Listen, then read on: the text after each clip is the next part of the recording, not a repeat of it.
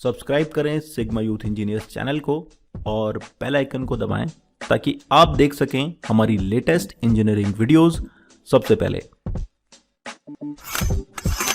नमस्कार दोस्तों, स्वागत है आप सभी का आपके अपने चैनल सिग्मा यूथ इंजीनियर्स पे। मेरा नाम है विपिन यादव और आज का जो वीडियो है इसमें हम बात करने वाले हैं इंजीनियरिंग स्टील के बारे में।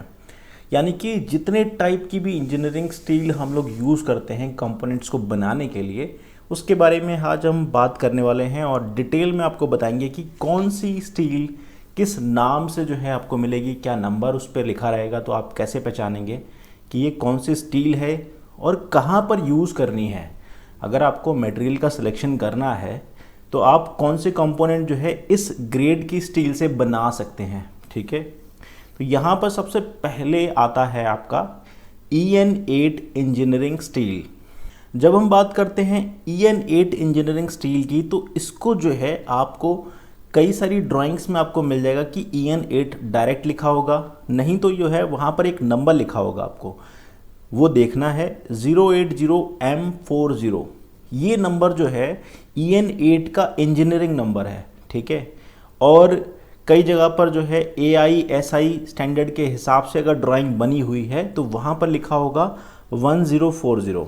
इसका मतलब भी होता है कि भाई ये इक्विवेलेंट टू EN8 है। ठीक है, अब अगर आपको कोई मटेरियल सेलेक्ट करना है किसी कंपोनेंट को बनाने के लिए, तो आप जो है इन तीनों ही नंबर्स को जो है EN8 के थ्रू जो है आइडेंटिफाई कर पाएंगे कि भैया ये EN8 मटेरियल ग्रेड लग रहा है। ठीक है, अब हम ये जान लेते हैं कि EN8 जो मटेरियल ग्रेड है वो किस लिए यूज़ होता है और क्या इसकी कैपेबिलिटी है।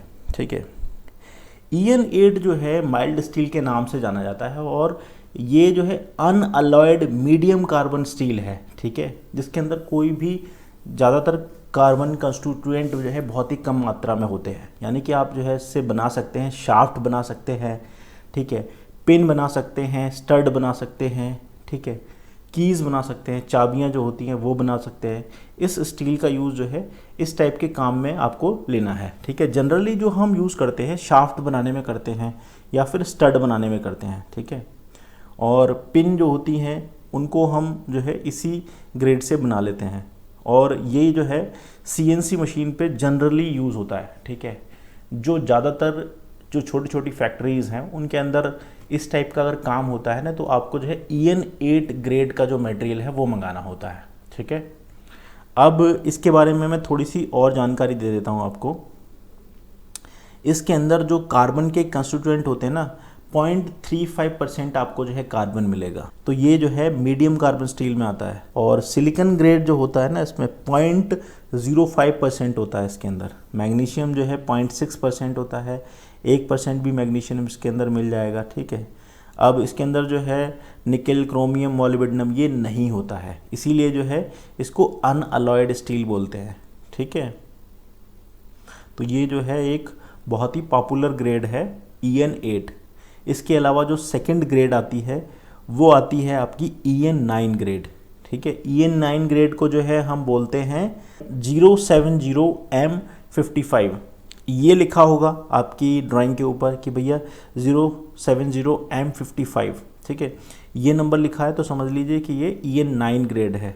ठीक है, 1055 AISI या फिर SAE स्टैंडर्ड या फिर AISI स्टैंडर्ड जो है उसके अकॉर्डिंग जो है इसको 1055 के नाम से भी जानते हैं। ठीक है, और इसका यूज़ कहाँ पे करते हैं? इसका यूज़ जो है जो हल्के गियर होते हैं, ठीक है, लाइट गियर होते हैं, या फिर जो है साइकिल की जो स्प्रॉकेट होती है, ठीक है, जो चेन स्प्रॉकेट होती है उसको बनाने के लिए करते हैं। या फिर जो आपने देखे होंगे 2 व्हीलर्स 3 व्हीलर्स होते हैं, उसके अंदर जो कैम बनती है, कैम शाफ्ट जो बनती है, उसको बनाने के लिए भी हम जो है ये EN9 ग्रेड यूज़ करते हैं। काफ़ी अच्छी जो है स्टील है, इसके अंदर कार्बन कंस्टिट्यूएंट भी ज़्यादा होते हैं। ठीक है, तो ये जो है मीडियम कार्बन स्टील के अंदर आती है। और अगर मैं इसके अंदर आपको बताऊं कि जो कंस्टिट्यूएंट होते हैं वो इसके अंदर मिलते हैं, इसके अंदर देखिए जो मेन चीज़ होती है निकेल, क्रोमियम और मॉलिब्डेनम, ये तीनों ही चीज़ें जो है नहीं होती हैं। ठीक है, इसमें कार्बन, सिलिकॉन और मैग्नीज, ये तीन का जो है इसके अंदर कंपोजिशन बड़ा होता है और कार्बन इसमें 0.5% होता है, सिलिकॉन इसमें 0.6% होता है और मैग्नीशियम इसमें होता है 0.35%। ठीक है, तो ये इसका जो है कंपोजिशन चार्ट है।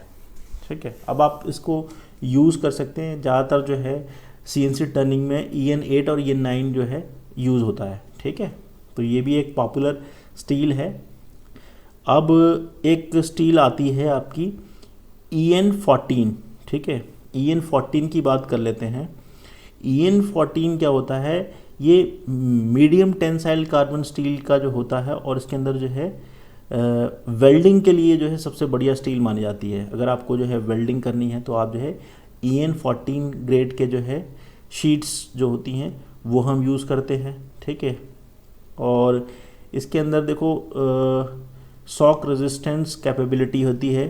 ठीक है, अब इसका जो SAE नंबर होता है वो होता है आपका 1524। ठीक है, 1524 के नाम से जो है ड्राइंग के ऊपर लिखा होगा, तो आप समझ जाएंगे कि भैया EN14 ग्रेड जो है स्टील हमको लगानी है इसमें। और अगर BS 970 1991 स्टैंडर्ड के अकॉर्डिंग देखेंगे तो 150 M19, ठीक है, ये लिखा होगा।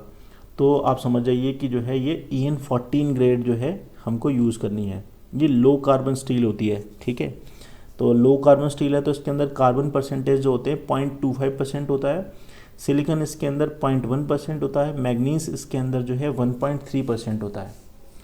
सबसे अच्छी चीज़ जो होती है इसके अंदर निकेल और क्रोमियम इसके अंदर होता है। ठीक है, निकेल इसके अंदर 0.4% होता है, क्रोमियम जो है 0.25% होता है, जिसकी वजह से जो है इसकी मशीनिंग कैपेबिलिटी जो है उतनी बढ़िया नहीं होती है, बट इसके अंदर जो है डक्टिलिटी होती है और जो है वेल्डिंग के लिए सबसे बढ़िया माना जाता है ये। ठीक है, तो इससे जो है आप वेल्डिंग कर सकते हैं। ठीक है, अब हम बात करते हैं नेक्स्ट स्टील की, जो कि है EN16 ग्रेड। ठीक है, EN16 ग्रेड की बात करें तो जो है ये बहुत ही अच्छा मटेरियल है, डक्टाइल भी है, शॉक रेजिस्टेंट मटेरियल है और जो है इसको हार्डनिंग की जा सकती है, इसके अंदर टेम्परिंग की जा सकती है, ये मशीनिंग पॉइंट ऑफ व्यू से भी बढ़िया है। ठीक है, इसका यूज़ जो होता है वो होता है बोल्ट्स बनाने के लिए, नट बनाने के लिए, शाफ्ट बनाने के लिए, एक्सल बनाने के लिए।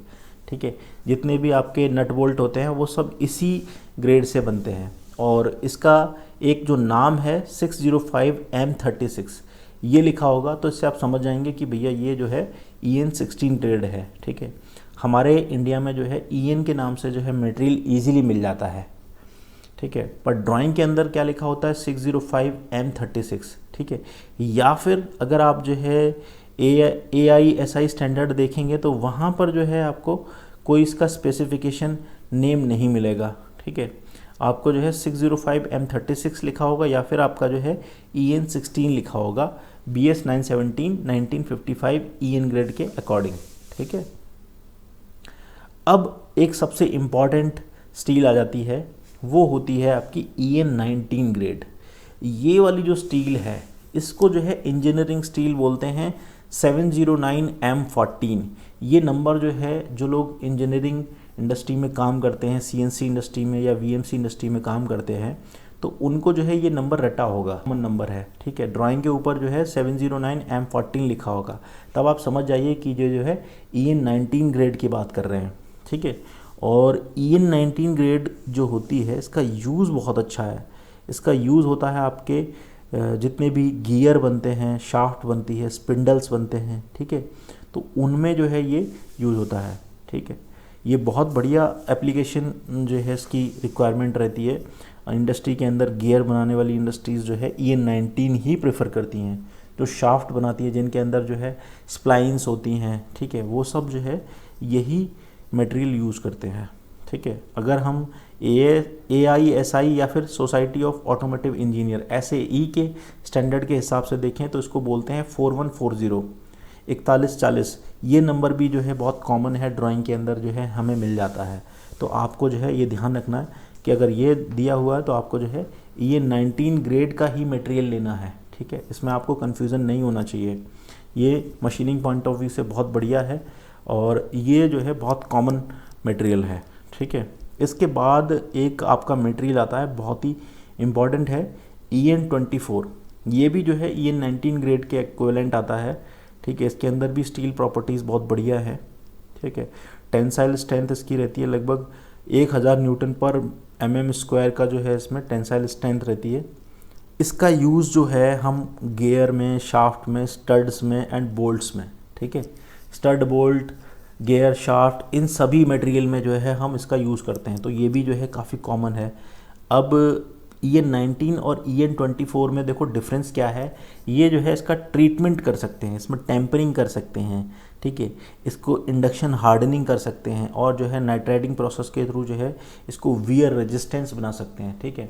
अब वियर रेजिस्टेंस बन जाता है तो इसका यूज़ हम क्या करते हैं, जो पार्टनिंग टूल्स होते हैं VMC के, ठीक है, या कटर्स होते हैं, उनका जो बेस मटेरियल जो होता है, ठीक है, जो कटिंग मटेरियल होता है वो नहीं, वो तो कार्बाइड स्टील होती है, बट जो बेस मटेरियल होता है, जिसके बीच का जो मटेरियल होता है, वो हमारा जो है EN24T ये वाले मटेरियल से बन सकता है, ठीक है। इसलिए जो है ये बहुत बढ़िया मटेरियल है। और अगर हम इसकी बात करें, इसको किस किस नाम से जाना जाता है, तो मैं आपको बता देता हूँ। 817M14T, 817M40T, ठीक है, ये जो है नंबर इससे भी जाना जाता है।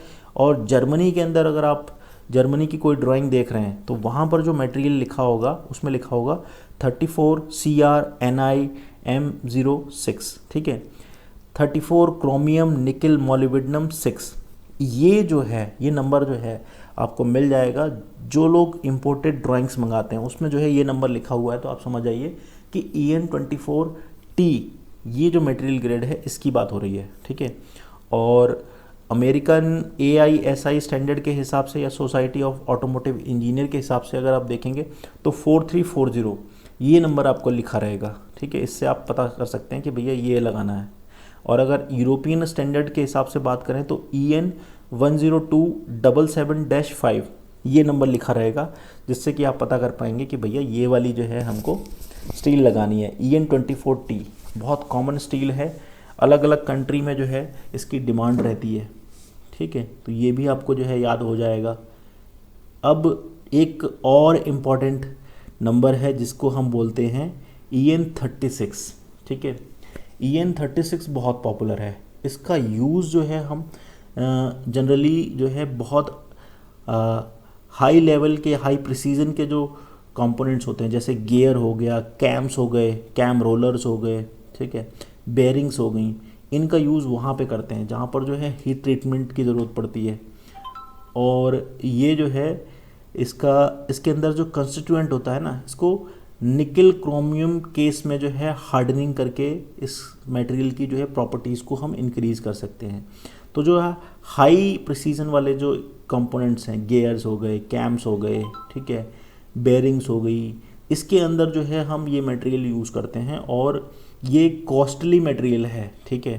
तो इसको जो है, इसका जो स्टैंडर्ड नेम है वो आपको BS 970-1991 के अकॉर्डिंग 655M13 ये नंबर आपको दिया रहेगा। तो ये नंबर से आप पता कर पाएंगे कि EN36 मटेरियल लगाया है। और या फिर जो है सोसाइटी ऑफ ऑटोमोटिव इंजीनियर के हिसाब से 3415 लिखा होगा, तो आप चेक कर लेंगे कि EN36 है, ठीक है। और इसके अलग अलग साइज़ के जो है हॉट रोल्ड मटेरियल मिल जाएगा, ब्राइट बार मिल जाएंगे, और CNC टर्निंग इंडस्ट्री में इसका बहुत यूज़ होता है। तो जो है ये एक बहुत ही पॉपुलर स्टील है। माइल्ड स्टील की ग्रेड में अगर आप देख रहे हैं तो ये सबसे पॉपुलर स्टील है, ठीक है। तो ये थी आपकी जो है EN ग्रेड के जो मटेरियल्स हैं। अब हम नेक्स्ट वीडियो में बात करेंगे SS ग्रेड के मटेरियल, जिनका यूज़ जो है बहुत ज़्यादा होता है। और CNC इंडस्ट्री के अंदर जो है हमें ये वाले जो ग्रेड है इसके ऊपर समझना होगा कि कौन सा स्टील कहाँ पर यूज़ करनी है, ठीक है।